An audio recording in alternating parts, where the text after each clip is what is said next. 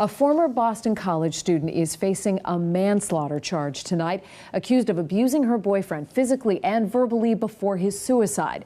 And the district attorney says Inyoung You sent text messages repeatedly encouraging Alexander Urtula to kill himself. The DA says that when Urtula jumped to his death on the morning of his graduation, the suspect was actually standing nearby. WBZ's Louisa Moeller is live near the BC campus tonight with this story. Louisa? David, Lisa, the DA says in the 2 months leading up to Urtula's death, the couple shared 75,000 text messages, and the defendant allegedly said things like, "Go die and go kill yourself." Mr. Urtula's family was in town from New Jersey to watch him walk across the stage, graduating from Boston College. But on May 20th, Alexander Urtula never crossed the stage at BC. Instead, prosecutors say the 22-year-old jumped to his death from the Renaissance Garage in Roxbury. The indictment alleges Miss Yu's behavior was wanton and reckless and resulted in overwhelming Mr. Urtula's will to live.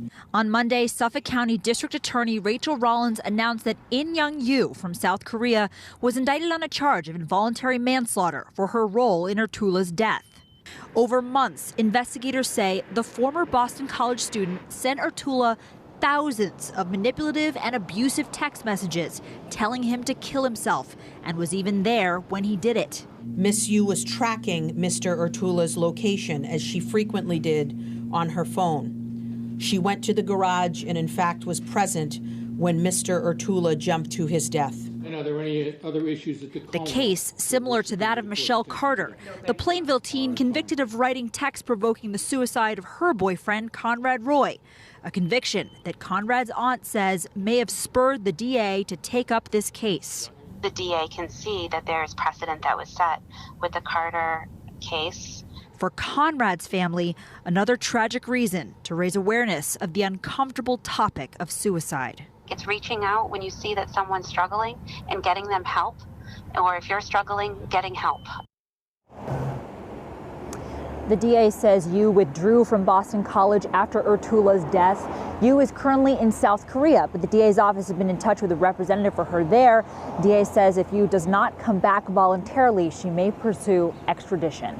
We're live in Chestnut Hill. Louisa Moeller, WBZ News. All right, Louisa, thank you. Now, Michelle Carter is still in prison, serving out her 15-month sentence in the death of Conrad Roy. Last month, Carter's request for early release was denied by a parole board, which found Carter has not explained her lack of empathy.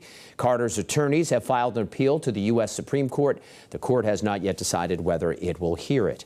A bill filed this year in the name of Conrad Roy would make encouraging someone to take their own life a crime in Massachusetts. Anyone convicted would face up to 5 years in prison. The bill is now before the Judiciary Committee in the state Senate.